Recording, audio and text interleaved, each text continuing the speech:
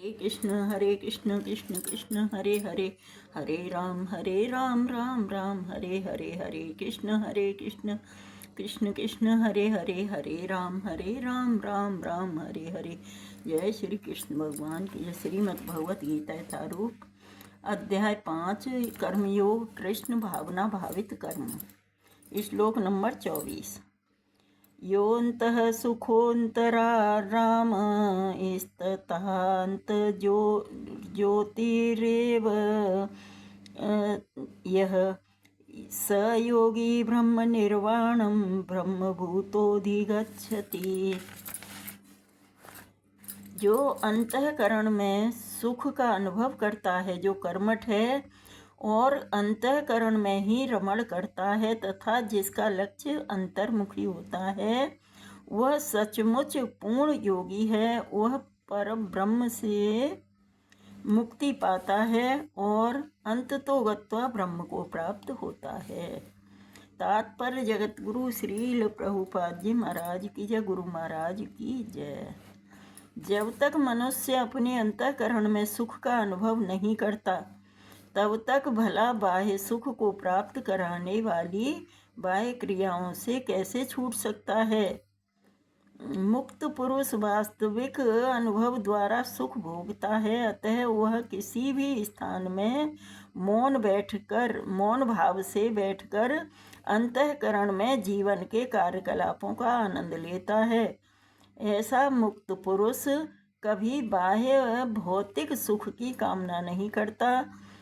यह अवस्था ब्रह्मभूत कहलाती है, जिसे प्राप्त करने पर भगवत धाम जाना निश्चित है। लभन्ते ब्रह्म निर्वाण मृषयः क्षीणकल्मषः छिन्नद्वेद्वा यतात्मानः सर्वभूतहिते रतः।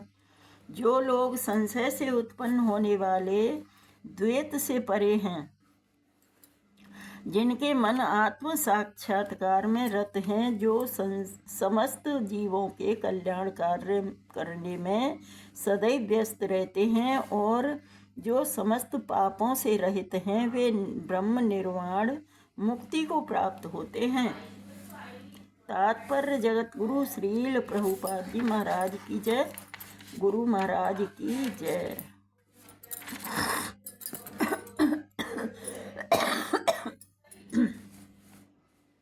केवल वही व्यक्ति जीवों के कल्याण कार्य में रत कहा जाएगा जो पूर्णतया कृष्ण भावना भावित है।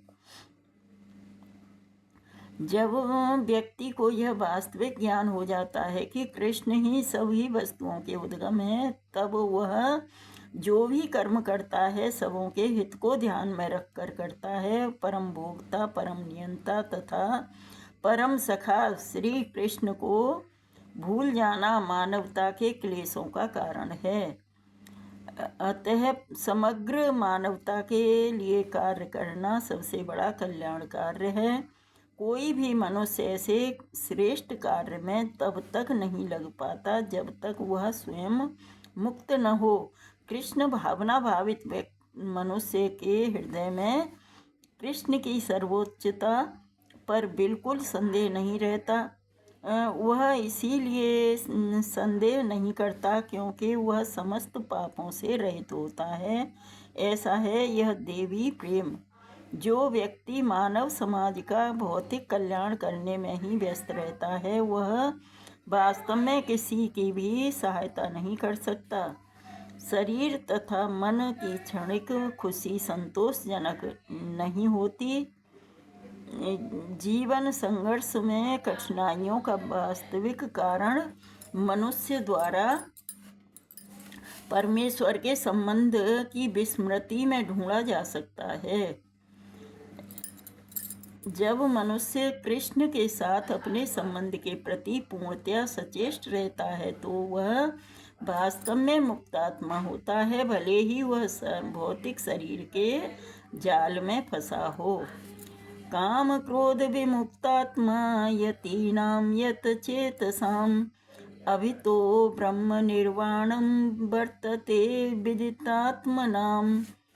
जो क्रोध तथा समस्त भौतिक इच्छाओं से रहित है, जो स्वरूप सिद्ध आत्म संयमी है और संसिद्धि के लिए निरंतर प्रयास करते हैं, उनकी मुक्ति निकट भविष्य में सुनिश्चित है। तात्पर्य जगत गुरु श्रील प्रभुपाद जी महाराज की जय। गुरु महाराज की जय।